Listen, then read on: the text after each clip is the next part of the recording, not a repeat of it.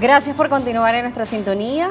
Nos sigue acompañando también en el estudio nuestro compañero Joshua Llanos, intérprete de lengua de señas, y también le damos la bienvenida a nuestro invitado del día de hoy, el doctor Cristian Méndez, quien es médico traumatólogo. Un gusto recibirlo. Bienvenido. Hola Daniela, muchísimas gracias nuevamente por la invitación al programa y bueno, aprovecho la oportunidad para saludarte y a toda tu audiencia, a todo tu equipo. Muchísimas gracias. Gracias por acompañarnos. Hoy vamos a hablar de los esguinces. Sí, señor. Lo escuchamos con mucha frecuencia, pero los pacientes sabemos diferenciar los esguinces o realmente a veces lo confundimos con otras cosas. Sí, fíjate que los esguinces sí es una de las urgencias traumatológicas más frecuentes. Incluso se habla a nivel, por ejemplo, en España, 1 millón de personas aproximadamente al año pueden llegar a presentar esa lesión y esto conlleva que el paciente, realmente como tú muy bien lo dices, lo puede identificar y los banalizan, sobre todo las personas que están a su alrededor, por el hecho de que puede ser una lesión sencilla, pero el problema está en cuanto a que cuando tú tienes la lesión, si no le haces atención y le haces seguimiento, esta lesión se puede cronificar y convertirse en una real pesadilla. Así es, doctor. Hablamos de diferentes grados de esguinces. Además, Correcto. pueden aparecer en varias zonas de nuestro cuerpo. Los miembros inferiores, es decir, piernas y todo lo que compone hasta los pies, son los más susceptibles o también nos puede pasar en otra parte de nuestro cuerpo. Bueno, fíjate que todas las articulaciones pueden llegar a tener esta lesión, que es una lesión de los ligamentos, que son las estructuras anatómicas que van a unir los huesos. En ese momento, cuando la articulación va un poco más allá de lo que es la restricción del movimiento, es cuando se producen esas rupturas parciales o totales. Las más frecuentes obviamente tienen que ver con el esguince de tobillo, porque es una de las zonas en donde nosotros por la carga de peso y además nos ayuda a nuestro desplazamiento, es lo que vemos con más frecuencia en cuanto a la lesión de este tipo de los esguinces a nivel del tobillo, y como tú muy bien lo dices, tiene 3 grados, desde el más leve, que es grado 1, y grado 3, que es ya el más severo. Claro que sí, el tobillo. ¿Quién no se ha torcido o doblado el tobillo alguna Sí. vez en su vida? Además, hay personas que suelen tener este tipo de episodios con más frecuencias que otros. ¿Esto a qué se puede deber? Fíjate que las causas más frecuentes son cuando hacemos algún tipo de actividad en terrenos irregulares.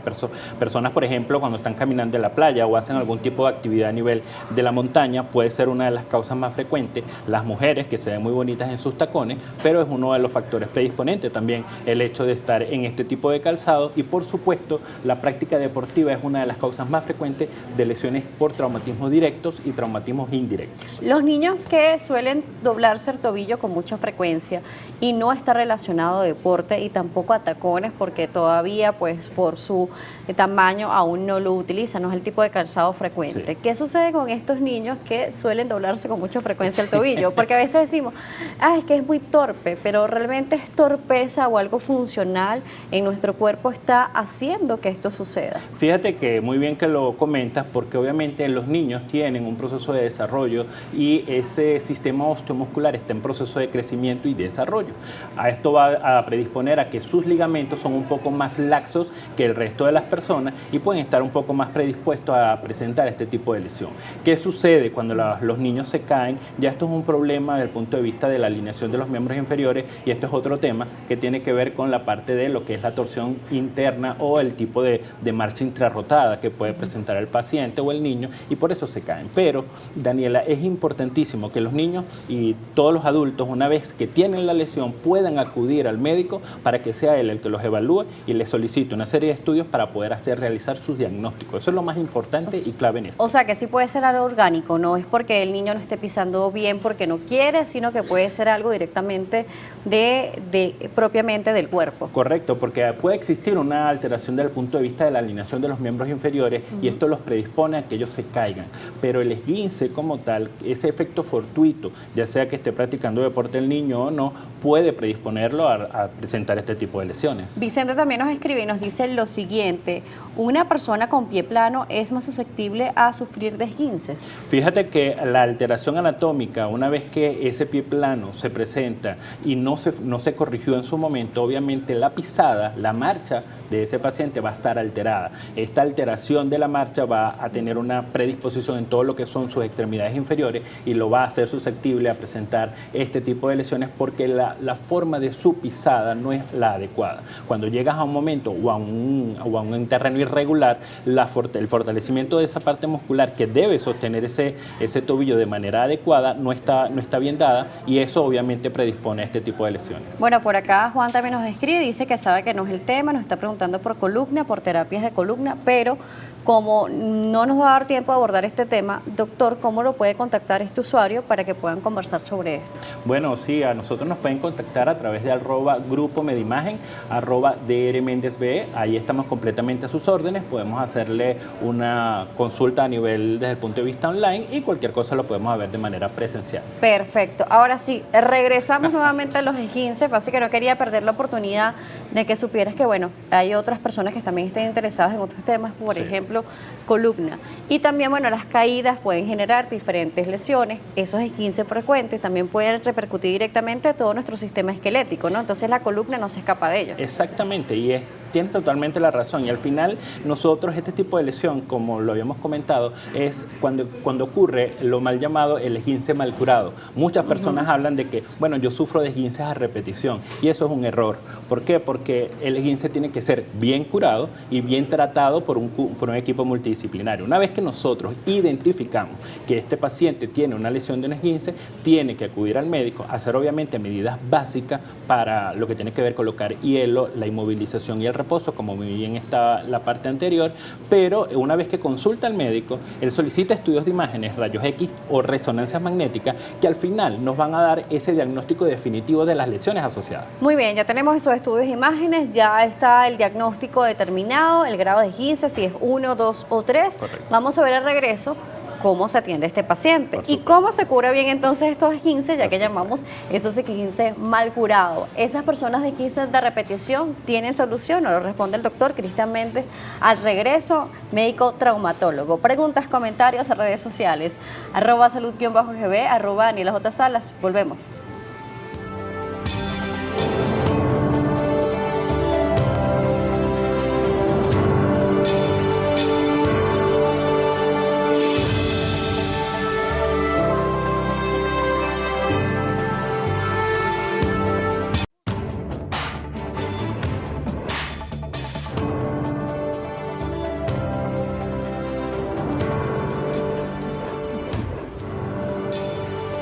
Seguimos hablando sobre los esguinces y nos sigue acompañando el doctor Cristian Méndez, médico traumatólogo. Doctor, nos decía en la parte anterior que sí existen diferentes grados de esguince, va desde el grado 1, que es el más leve, el grado 3 un poco más elevado, incluso en intensidad y dolor, ¿no? Correcto. Justamente hablando sobre el dolor, que es lo que más refiere el paciente y de repente lo que más le incomoda, y lo que usted nos decía, muchos dicen tengo esguince mal curado.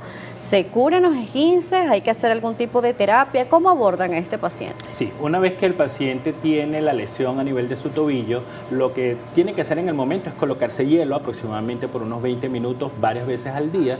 Posteriormente, tratar de evitar hacer carga de peso en su tobillo, caminar, y obviamente consultar al médico en los primeros días. Una vez que el paciente acude al consultorio, nosotros lo evaluamos y desde el punto de vista del examen físico podemos determinar que se trata de un esguince, pero en ocasiones cuando el paciente tiene alguna limitación funcional, sobre todo para el momento del apoyo, puede estar relacionado con fracturas o lesiones un poco más severas que tienen que evaluarse, como ya lo habíamos dicho en la parte anterior, con estudios de imágenes, rayos X, incluso ultrasonidos musculoesqueléticos y también resonancias magnéticas. ¿Qué es lo que sucede?